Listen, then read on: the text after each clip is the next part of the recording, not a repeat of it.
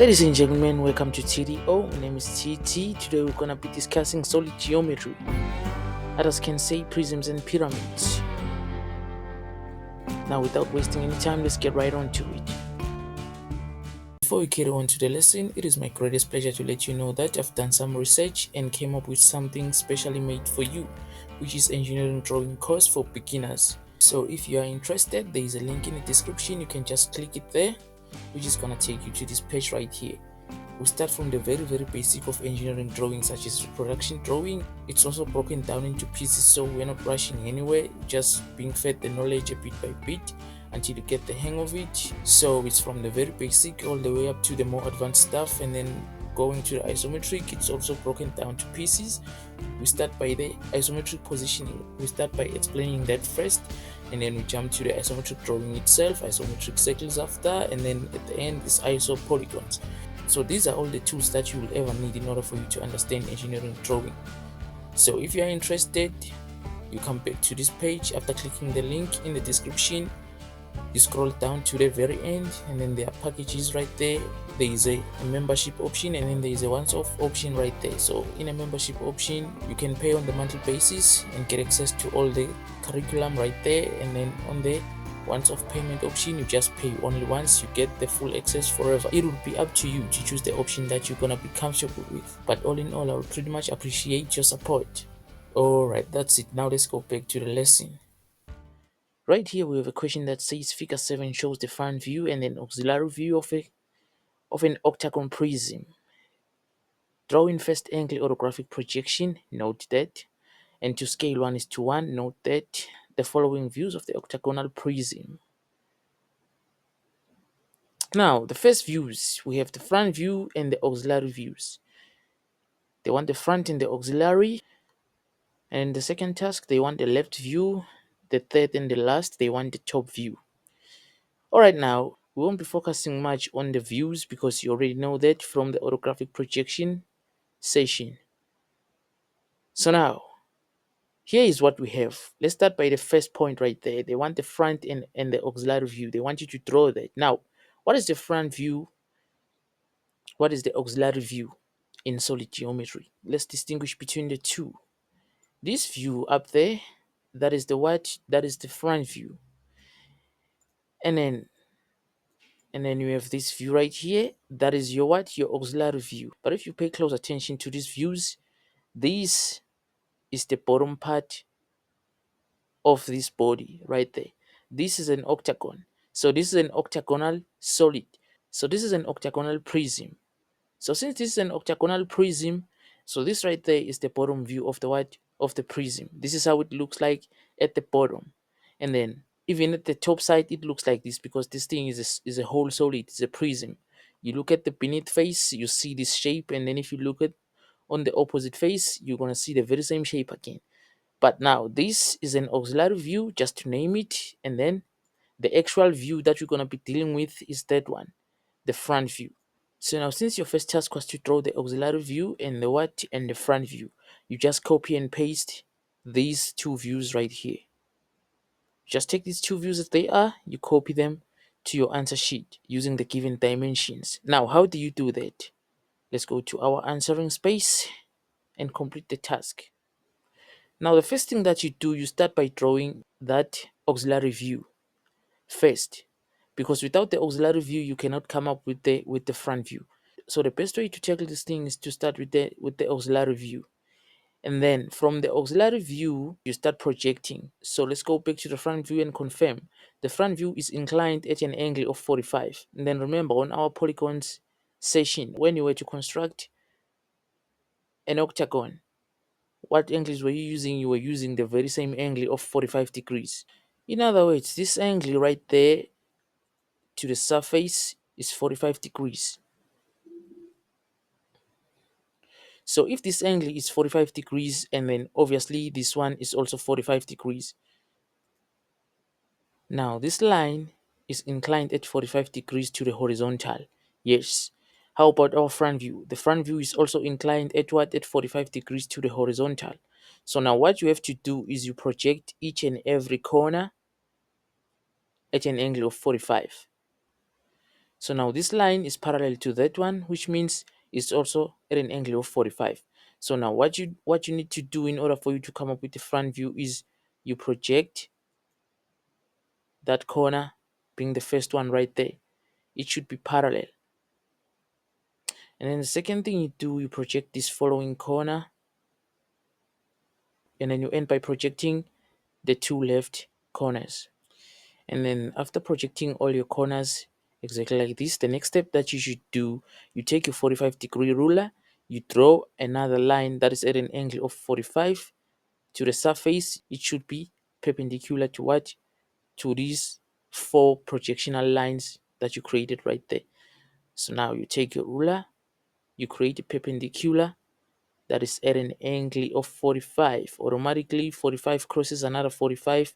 The angle in between is going to be 90, which means it's going to be perpendicular. Now, after doing that, this is your auxiliary view. Now we are trying to construct the front.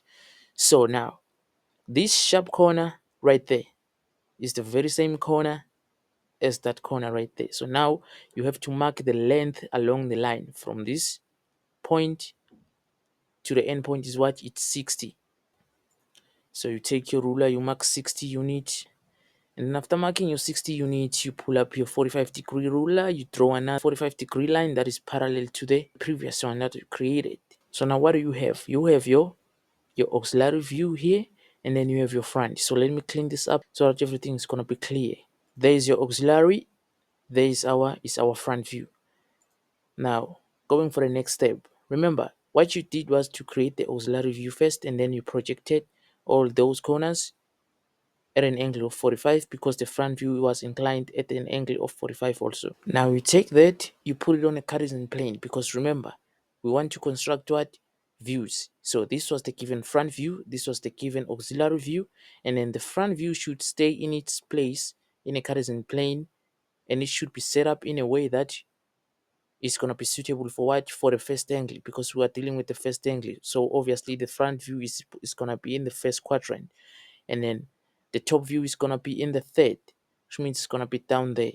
And then we're gonna have the what? The left view, which is gonna be on the second quadrant right there. So now you are done constructing the auxiliary view, and then you are done constructing the front view. Let's shift to what? To the left view. You already know that if you want to construct the left view, it's the same method that you do when you are dealing with a normal orthographic projection. You project each and every corner, which in this case is gonna be this, that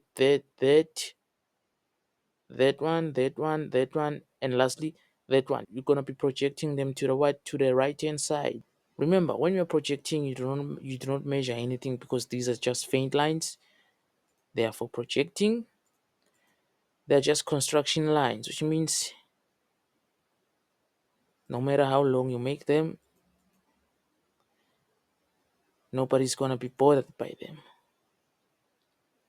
So after you're done projecting everything, this is the place whereby you're gonna be putting your what? You're gonna be putting your left view. Now let's go back and analyze so that we can see how our left view is gonna look like. So we have our front view here. Now, where is the left hand side of the front? Is the side that it's over there in that area. So if you're standing in that area, looking at this thing from the left, what are we gonna see? How is it gonna look like? The left view. This is exactly how you're gonna see it in the left view. And now remember earlier on I said the auxiliary view was the base of the what? Of that polygon. So since this thing was inclined, when you look at it from the left view, from the elevated side, you can already see the base of it. So this is the very same thing as the what? As the auxiliary view. So that's why I was referring to it as the base. So this is the left view of this polygon. So now you take this thing as it is, this view, after analyzing it, you take it, you go and place it on those projected lines. It should fit perfectly on those projected lines on your what? On the second quadrant, whereby you're supposed to place your left view. So let's do just that.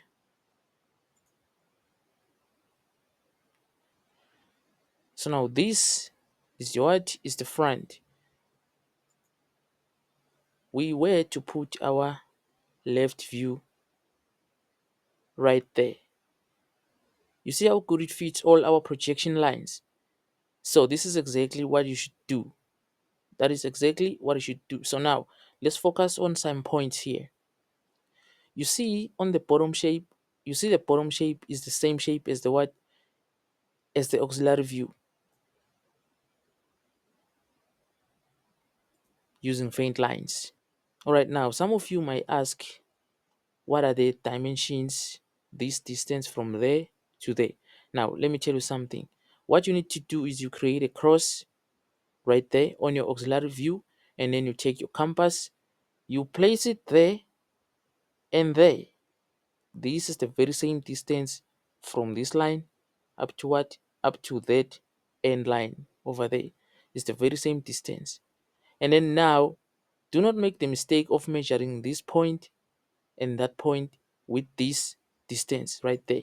That is going to be wrong. That is going to be completely wrong. Now, remember the projection rule.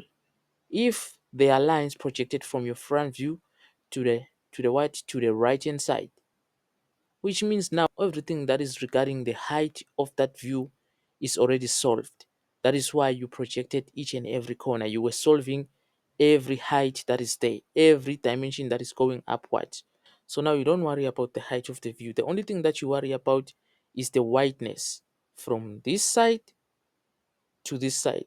That's the only dimensions that you worry about. The dimensions from the bottom to the outside, do not worry about them, because after completing the front view, you just project each and everything, because this is the same solid. This is one and the same prism.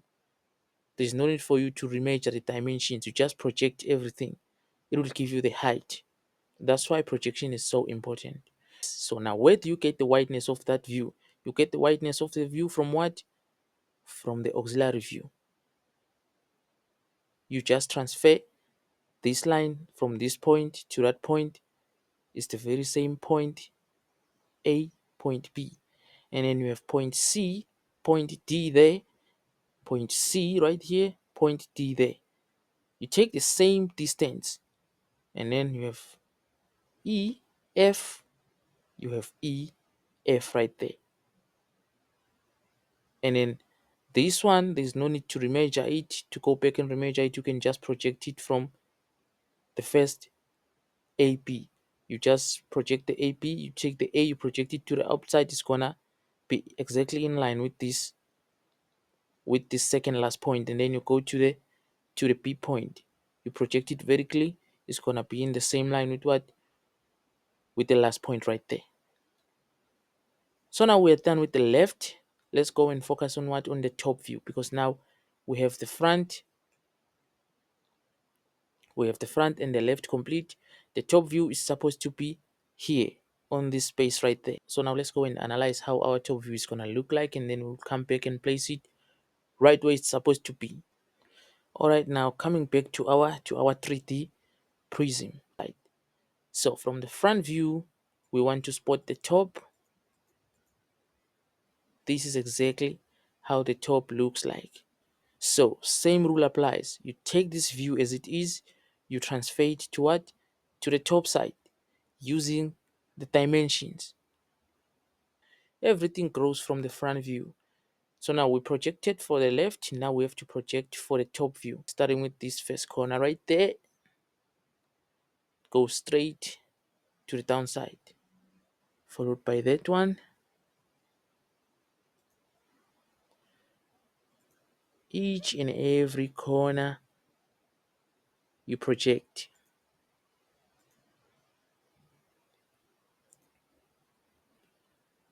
Each and every corner you project. So after you're done projecting each and every corner, you just take your top view that you analyzed, you put it exactly on those lines, on those guidelines, on those projection lines right there.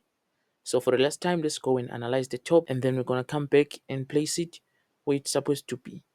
So here is our top. You can see the face of the polygon, and then you can see the body of the polygon. So each and every dimension concerning the length of the top view, you do not worry about it, because you've already projected from the front. Everything is going to be sorted from there. So coming back to our horizon plane, we take the front view, you project from it, you project to the downside, you end with what? With the top view exactly on your projection lines right there. So now you see how each and every point is matching with the projections right there. This one goes all the way to that point also. Each and every point is matching. Now there is these two lines right there, 1 and 2. You cannot see them because they are falling to the opposite side, to the behind side of this view. So now if you were to show the effect of these two lines, that is where the hidden details come in. So if you were to show your hidden details, this is exactly whereby you see everything start to make sense. So now you see where those lines are falling to. They were not just useless. If you were to show your hidden details, they are very, very useful. So now they complete the whole view as a what? As a complete solid. Same thing applies for the what? For the left view. If we were to show hidden details, it's gonna look like this right there. So the hidden details, they represent something that we cannot see, something that is hidden, but everything is falling in line of your what? Of your projections. So make sure that once you complete the front view, you project. You start projecting each and every corner. It depends which view you are projecting for. If you want to fall to the top view from the front, you just project to the downside. And then if you want to project for the left, you're gonna have to push all the corners to the what? To the right hand side. Since this is the first angle orographic projection, the left hand side is gonna be placed where? On the right hand side of the front view, on the second quadrant. So notice how our projection lines helped us with all the dimensions from this first point along the length of the whole top view to the end point right there. This distance right here is the very same distance. Alright, ladies and gentlemen, that's it for today's class. We'll meet again on another